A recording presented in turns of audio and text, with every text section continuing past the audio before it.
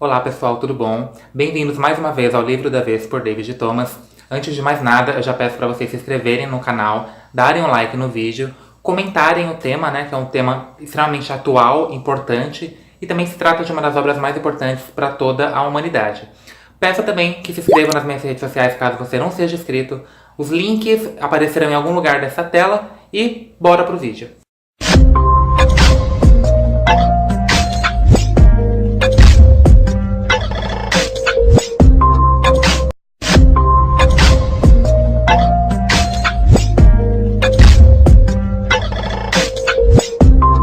Bem pessoal, hoje eu vou resenhar um dos livros que pra mim é um dos mais importantes, assim, eu acho que de todas as leituras que eu fiz ao longo de toda a minha vida, o principal hoje que eu poderia falar, seria o Diário de Anne Frank. Primeiro porque não é uma ficção, é uma obra real, não é, na verdade não é nenhuma obra, se tornou por conta da publicação e da dimensão que esse livro ganhou. Mas é uma história real, que conta toda a atrocidade que uma jovem de 13 anos, assassinada, ela acaba sofrendo ao longo do Holocausto, ao longo de toda a Segunda Guerra Mundial. E acaba culminando na morte dela no final, Mas antes de começar a falar do livro, o que eu vou dizer? Eu vou dizer que esse vídeo vai ser um pouco longo, tá? Porque ele tem muito conteúdo. Desde o primeiro vídeo que eu postei no meu canal, que eu resenhei a Letra de Escarlate do Nathaniel Hawthorne, que eu tinha feito um vídeo muito longo também, eu prometi pra mim mesmo que eu não faria vídeos tão longos assim mais, Então todas as minhas resenhas, até mesmo agora com o novo quadro com o Rhys David, eu tento compactar todo o conteúdo do vídeo em no máximo 10 minutos, porque isso é até científico, Passou de um tempo de 10 minutos, acaba se tornando um pouco cansativo, enjoativo, e o ouvinte, no caso vocês, acabam não prestando mais atenção, ou até mesmo saem do vídeo, tá? Então vamos falar da obra. A versão que eu li foi a última versão e a mais completa que existe hoje, além de ser completa, é uma versão linda, porque ela é idêntica ao verdadeiro diário de Anne Frank, é esse daqui, ó. Quando a Anne Frank ela ganha o diário do pai dela, o Otto Frank, o diário tem essa mesma aparência, E também ela é capa dura, então é muito interessante também por isso. Eu adoro livros de capa dura, pra mim dá uma ideia de um pouco mais de realidade, um toque um pouco mais de realidade pro que eu estou lendo, tá? Bem, a Anne Frank é uma judia, Ela pertence a uma família judia e eles moravam na Alemanha. Ela morava com o pai, o Otto Frank, a mãe, que eu esqueci o nome, a irmã e a irmã, a Margot Frank, Durante a Segunda Guerra Mundial, o que acontece? A Anne Frank, com 13 anos de idade, ela e toda a família, diante de toda a perseguição judaica, aquelas atrocidades que estavam começando a acontecer, as privações de direitos que estavam sendo cometidas contra os judeus, eles precisaram fugir. E eles fugindo, ela tinha na época 13 anos, Então, ou seja, é uma criança. É lógico que a gente não pode comparar uma criança alemã, do século XX, com uma criança de 13 anos brasileira, latina, do século XXI, Não há comparação. Até mesmo o quesito intelectual da Anne Frank é totalmente mais avançado do que o meu e de todos nós aqui, Ela sabia falar, daqui a pouquinho eu vou dar a informação mais exata pra vocês, mas ela sabia falar, eu acho que 3 ou 4 idiomas, estava aprendendo francês enquanto ela permaneceu no esconderijo, no anexo. Então se trata de uma criança bem evoluída culturalmente e intelectualmente. Bem, a obra, ela é capa dura, como eu já falei, e ela é cheia de ilustrações reais de todo o conteúdo da Anne, Então nós temos aqui a foto da Anne, a letra real da Anne Frank, Aqui, que é bem o início do diário. Aqui a família toda dela, deixa eu tentar mostrar mais direitinho pra vocês, ó. Esse aqui é o pai dela, o Otto Frank, a Anne Frank e a Margot Frank, tá? O resto da família, né? Ela criança junto com uma amiga, né? E a mãe dela, a Edith Frank, aqui. Tem mais conteúdo. Ou seja, durante toda a obra vocês vão se deparar com esse tipo de conteúdo. Aqui é a família toda da Anne. Bem, aqui a gente vai ter uma foto do esconderijo, que durante todo o diário, a Anne ela vai dar o nome de anexo secreto, né? Eles vão ficar aqui escondidos, né? Na verdade é como se fosse um sótão, um lugar bem escondido mesmo, por 2 anos. Nesses 2 anos vão ter várias situações, porque como é uma perseguição judaica, então os judeus eles têm até hoje, né, uma lei da religião deles de se ajudarem pelo mundo. Então, dentro desse pequeno espaço vai morar toda a família Frank por 2 anos e vai morar também outras famílias, né? Vai morar a família Van Damme, o pai, a mãe e o filho, né? E vai morar também o dentista, que todos judeus, né? Para fugir da perseguição. Então, durante todo o diário, a Anne Frank ela vai relatar o cotidiano. É muito interessante porque assim, ela vai relatar tanto o cotidiano da convivência deles, como ela vai relatar também as questões da guerra, né, as informações da guerra, como que anda a esperança que ela e todos têm e acabam perdendo, né, no decorrer dos anos, de serem salvos, né, pela Inglaterra, de serem libertos e enfim poderem respirar novamente. Só que um outro detalhe muito interessante é que a Anne Frank ela vai colocar durante todo o período do diário impressões pessoais da vida dela. Então, assim, a gente vê que é uma adolescente comum. Independente de estar num período da história marcado por atrocidades, né? O século XX foi o século mais violento para a história humana. Não houve até hoje na história nenhum século tão violento na humanidade que se compare ao século XX. Mas mesmo diante de uma guerra, né, mesmo sendo uma criança totalmente com conteúdo cultural, intelectual muito avançado, você percebe que ela é uma adolescente, ela tem paixões, ela tem desejos inclusive sexuais, ela vai relatar isso no diário, que as adolescentes da idade dela têm. Então é muito, muito interessante que a gente entre em contato não somente com a atmosfera, o ambiente em que se passa toda a escrita da Anne, mas também com o universo dela, né? O universo da guerra, na qual ela vive, mas também com o universo de uma adolescente comum, né? Essa edição, ela é a edição definitiva do pai dela, né? Não tem cortes. Por quê? Quando o pai dela recebeu, porque o pai dela foi o único sobrevivente do Holocausto, né? A família toda foi assassinada pelos nazistas. Então, quando o pai dela recebe o diário encontrado, é óbvio que a versão original, na íntegra, não veio parar nas nossas mãos, né? Porque com certeza tinha muito conteúdo que não seria adequado pra gente ler. Mas essa daqui foi a edição sem cortes e a última edição que o Otto Frank publicou. Até hoje, eu tenho uma impressão, né, que eu já deveria ter lido essa obra há muito tempo, né? Eu comecei a ler uma vez, há uns anos atrás, porque foi até pela internet, pelo computador, e como eu não gosto muito dessas versões virtuais, eu acabei não concluindo. Mas eu já conhecia a história dela, né, todo o conteúdo. Mas eu sinto que eu deveria ter até mesmo resenhado, né, essa obra antes. Só que esse foi o momento certo. Eu prefiro pensar assim. O Diário de Anne Frank é um relato histórico único de todas as tragédias, as atrocidades, a violência da Segunda Guerra. É óbvio que tem muitos documentos ainda que sobreviveram, não só da Anne, né, mas de vários, infelizmente não foram tão vários assim, mas de alguns judeus que conseguiram escapar, outros não, mas os relatos históricos estão disponíveis para a humanidade. Mas esse daqui ele é um exemplar único, assim.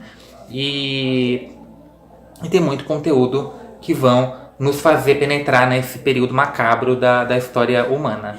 Existem 3 edições do diário. Então, assim, nós vamos ter a primeira edição, que é o próprio diário, o diário pessoal da Anne. Digamos que é a obra original, né? Tal como ela foi escrita. Então, essa é a versão A do diário de Anne Frank. Quando a Anne, ela teve um momento, né, da história que foi declarado nos rádios, nas mídias da época, que todos os relatos da Segunda Guerra, assim quando terminasse a Segunda Guerra, seriam publicados. Então a Anne, ela percebeu que o diário dela seria livro, né? Poderia se tornar um livro. Então ela foi no diário, revisou vários conteúdos que ela achou interessante e ali, mas agora com uma visão mais não pessoal somente, mas sim como uma tentativa de fazer com que se tornasse uma coisa mais pública, mais para o leitor entender do que para ela mesma entender, né, desabafar no diário. Essa é a versão B do diário de Anne Frank. E nós vamos ter então a versão C. A versão C é essa daqui, né, e todas as outras versões que existem pelo mundo, a edição C. Essa edição é a edição censurada pelo pai. Então, depois da Segunda Guerra, a morte da Anne, de toda a família, o diário sendo entregue ao Otto Frank, então o pai censura alguns pontos que ele não acha adequado serem publicados, né, virem a público, e ele só coloca o que ele acha útil no diário. Então essa é a edição C e a última edição do diário de Anne Frank. Bem, agora falando um pouco da Anne. Como eu disse no início do vídeo, a Anne, apesar de ser uma garota de 13 anos, é uma garota de 13 anos numa época muito distante. Aliás, não tão distante assim, né? Foi no século XX, mas num período histórico muito diferente do nosso, com uma classe social, um meio cultural completamente diferente do nosso. Então, era uma moça de 13 anos, mas extremamente inteligente. A Anne falava alemão, holandês, inglês, e estava, enquanto o período que ela ficou no esconderijo, no anexo secreto, ela estava aprendendo inglês, né? Então vê-se que é uma moça completamente diferente das moças latinas do século XXI, né? Lógico que tem pessoas que se comparam, mas não adianta fazer essa comparação, é totalmente diferente, tá? Foi uma moça numa outra época, em um outro local. Bem, o diário foi um presente de aniversário do pai da Anne para ela, tá? Ele começa no dia 12 de junho de 1942 e vai se encerrar no dia 4 de agosto de 1944, que é o dia que os nazistas descobrem que há judeus escondidos no anexo secreto, e aí que infelizmente culmina no Holocausto, no assassinato de toda a família Frank, né, da qual só o Otto Frank, o pai, ele sobrevive. E esse é um dos pontos mais tristes da história, porque assim, a Anne, ela ficou escondida junto com a família dos 13 aos 15 anos, né, que dá um total mais ou menos de 2 anos. Então, quando ela sai, né, quando a família é descoberta, né, pelos nazistas, está muito perto do final da guerra. Então, assim, se esse azar não tivesse acontecido, tivesse esperado um pouco mais, sei lá, eles não teriam sido assassinados nos campos de concentração, como que eu vou acabar contando para vocês. Então, infelizmente, foi um azar, assim, porque uma família judia que conseguiu se esconder durante toda a Segunda Guerra Mundial e perto do final, na véspera do fim da guerra, ser encontrada pelos nazistas, pela Alemanha de Hitler, infelizmente foi um azar, ou destino, né? Eu ainda prefiro acreditar que é o destino que a família Frank teve que enfrentar. Bem, uma das personagens que eu considero como personagens principais da história é a Miep. Miep, eu sou péssimo para falar esses nomes em alemão, holandês, enfim. Bem, a Miep, gente, foi quem quem ajudou a esconder toda a família Frank, a família Van Damme e o outro judeu dentista dentro desse esconderijo. E ela não só escondeu, né, ela manteve aquela aparência toda durante todo esse tempo, escondendo, né, da justiça, das autoridades da época que tinha uma família judia ali. E também como ela levava mantimento, né? Ela levava comida, ela levava os utensílios básicos para a sobrevivência de qualquer ser humano. E é uma coisa tão interessante isso, porque assim, ela morreu com 100 anos de idade, né? Quem hoje morre com 100 anos de idade? É muito raro. Eu ainda considero isso como um karma, sabe? Mas não um karma ruim, claro, um karma positivo, né? Uma pessoa que deu praticamente a sua vida em prol do outro, em prol da justiça, né? Para não deixar com que a injustiça fosse feita, porque a morte da família Frank, de todos os judeus na Segunda Guerra Mundial, representou um período que a injustiça imperou, né? A injustiça, a maldade humana, ela imperou. Então, as pessoas que lutavam contra isso, eu confesso que eu admiro bastante. Então, no caso da Mip, eu acho que foi sim uma lei de karma positiva, né? Do universo para ela. Bem, assim que a família toda foi presa, né? Foi enviada para os campos de concentração, a Mip, ela pega, né, o diário da Anne e também todos os relatos, os textos que a Anne escreveu e guarda, né? E aí ela entrega posteriormente para o pai dela, o Otto Frank, que em 1947 ele acaba publicando, né? Trazendo toda essa informação importantíssima à tona, para toda a humanidade ter acesso, mas também realizando o sonho da filha, né? Que era ser escritora. Bem, existe vários filmes também, né, adaptações do Diário de Anne Frank para a dramaturgia disponíveis pela internet, enfim. Só que teve um que eu assisti, e eu vou deixar o link dele aqui na descrição. Ele foi muito fiel em todos os sentidos, até mesmo na sequência cronológica que a Anne vai relatando os seus eventos, a aparência física, né, dos personagens, das pessoas, né, envolvidas com a vida da Anne, né, e a todo relato. Então, assim, quem não pode comprar o livro, não está afim de ler, esse filme, que eu vou colocar aqui embaixo na descrição, link, ele é uma visão muito real de tudo o que a Anne escreve, né? Então, de todos os filmes que eu já assisti, esse foi o mais real, assim. Tanto que é muito difícil, pra mim, pelo menos, fazer uma crítica, né? De, isso foi diferente do livro, e enfim. Bem, a Anne, ela vai tratar o diário dela como Kit. Ela vai dar um nome para esse diário. Então, a Kit vai ser... ela vai se referir todo momento que ela vai escrever no diário como Kit, como se fosse uma amiga, né? É uma adolescente, então, assim, é uma atitude completamente pueril, mas, de acordo com a idade dela, é uma visão de uma adolescente. Um dos pontos que eu acho mais importante de todo o diário da Anne acontece numa declaração dela no dia... Deixa eu ver aqui. No dia 20 de junho de 1942. É bem no início do diário dela. Que ela expõe mais ou menos como que está o início da perseguição judaica na Alemanha e em toda a Europa, sendo dominada pelos nazistas, pelo Hitler.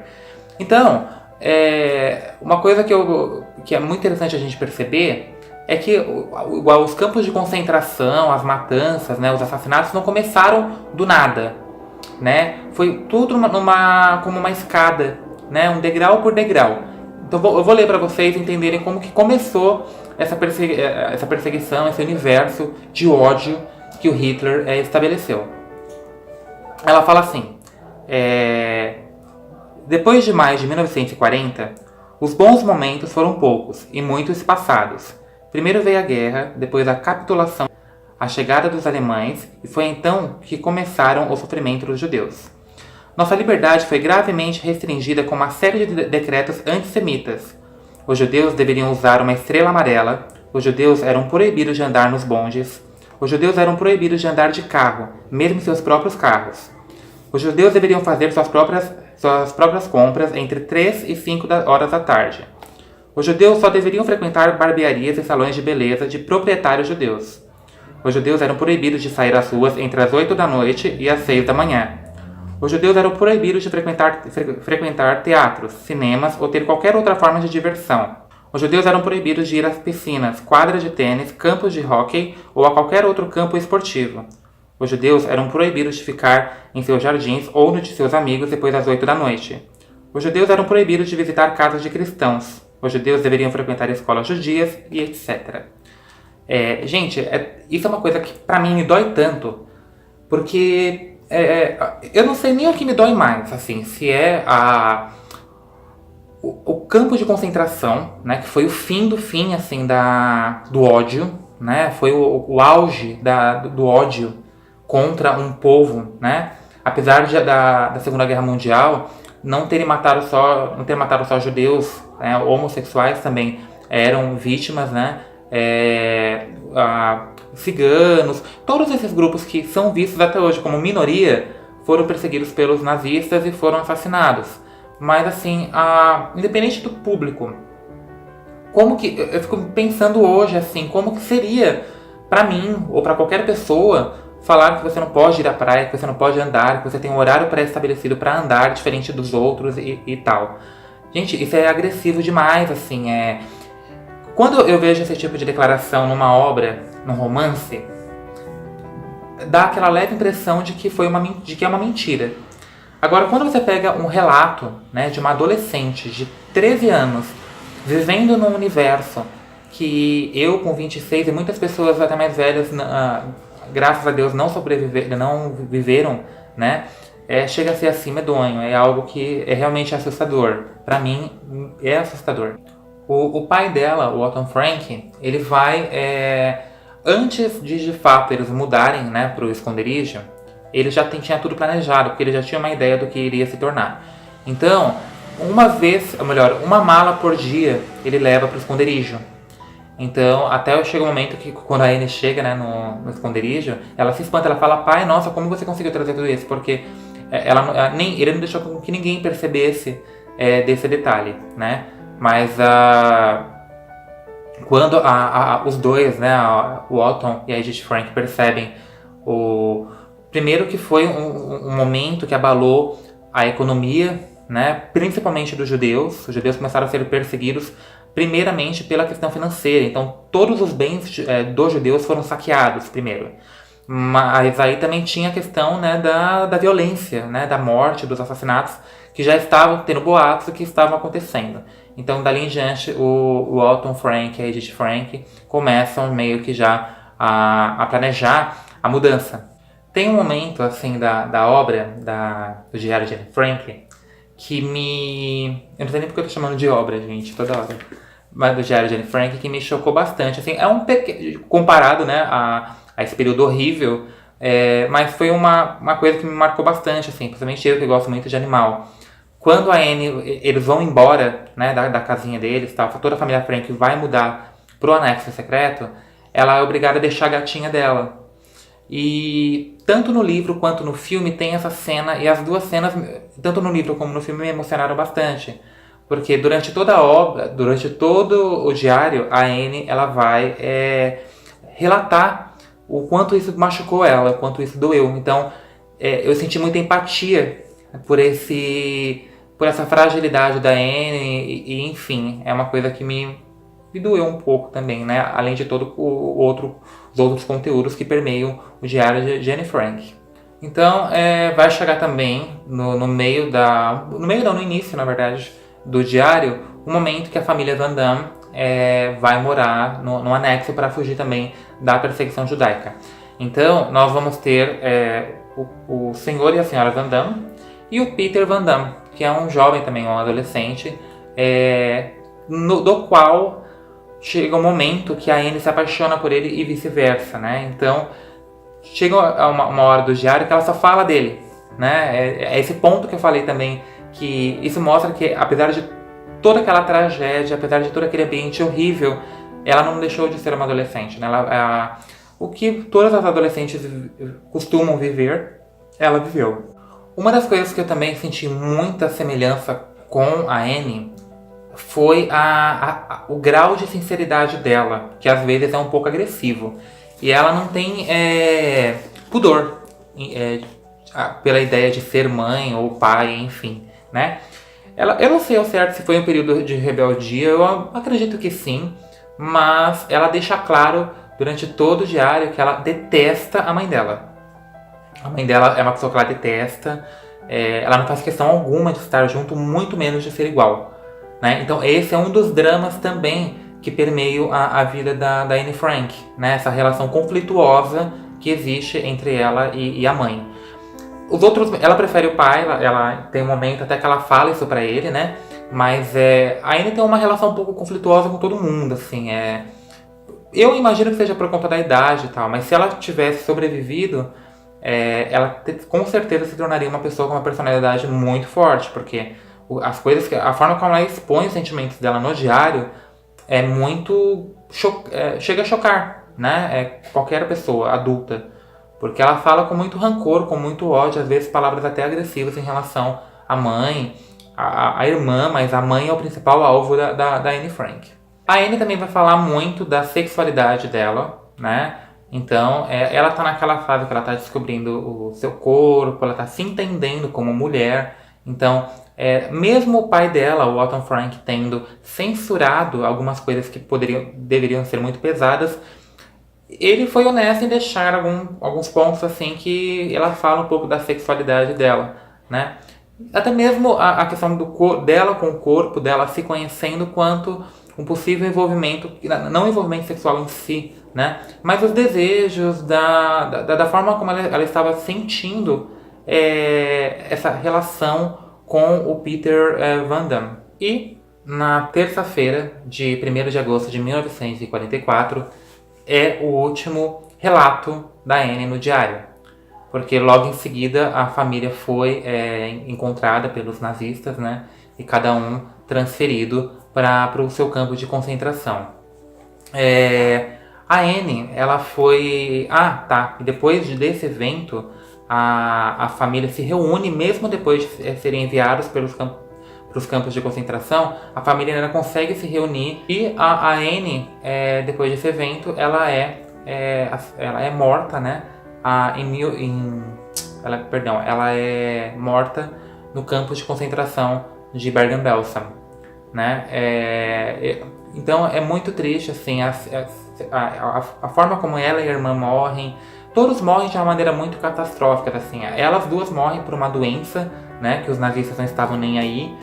Queriam mesmo que qualquer tipo de morte para os judeus, quanto mais rápida fosse para eles, era melhor. Então foi o que levou à morte as duas irmãs. Mas cada um teve uma morte muito trágica, assim. Então eu imagino muito o Otto Frank, depois que toda essa poeira se dissipou, né? E o mundo acordou, né, diante de um pesadelo do qual a própria humanidade havia praticado, e ele se viu sozinho, né? Então são questões muito sérias, assim. Se a gente parar para pensar, qual é a chance que tem disso não acontecer de novo, né? Então, se já aconteceu uma vez, então nada nos garante, não existe direitos humanos, não existe nada que nos garante de fato que uma atrocidade dessa possa não vir a acontecer novamente contra qualquer público. O antigo esconderijo, o anexo secreto, hoje é um museu memorial de Anne Frank, né? Fica lá na Holanda, em Amsterdã. Obviamente, muitos de nós não vamos poder ir, né? Mas você pode entrar no site. No site você consegue fazer uma visita, no site do próprio memorial. Você consegue fazer uma visita pelo museu. O site, eu vou deixar ele aqui embaixo no vídeo, tá? Dá uma visitada. Tem o site em português também, então a leitura não é complicada, tem tradução. E só para falar, o site é o www.annefrank.org, tá? Eu vou deixar ele aqui embaixo. Existem poucos relatos de pessoas que sobreviveram, entraram dentro de um campo de concentração. Pessoas, eu digo, judias, homossexuais, enfim, né, ciganos, etc. Que entraram dentro de um campo de concentração, de todos os que existiram na Segunda Guerra, e sobreviveram a isso, tá? Na verdade, os campos de concentrações na Segunda Guerra eram uma verdadeira fábrica de morte. Então, quem já ia para lá, já ia para morrer. Essa que é a pura realidade. Mas tem um documentário no YouTube, né, do que passa no Discovery. É só vocês jogarem no YouTube, Um Dia em Auschwitz. Vou colocar aqui também para vocês saberem como que escreve. Auschwitz foi o principal campo de concentração onde mais mataram-se judeus na Segunda Guerra. Só que era na Polônia. Então tem uma sobrevivente, que é a Kit Hart Morrison. Ela foi uma judia, ela entrou no campo de concentração com 16 anos, ela viveu durante toda a guerra lá dentro, né, sendo abusada, sendo ter seus direitos violados, vendo as pessoas sofrendo junto, né, mas ela, por uma coisa do destino, né, por Deus, sei lá, pelo destino dela talvez, ela sobreviveu. Então ela volta no campo de concentração, que hoje também é memorial, com 2 adolescentes da mesma idade que ela tinha quando ela foi levada para Auschwitz. Então ali ela vai colocando todas as impressões, né, desde o primeiro momento que ela chegou, ela vai relatando. Um relato muito interessante também. Então quem se interessou pelo assunto, enfim, dá uma assistida.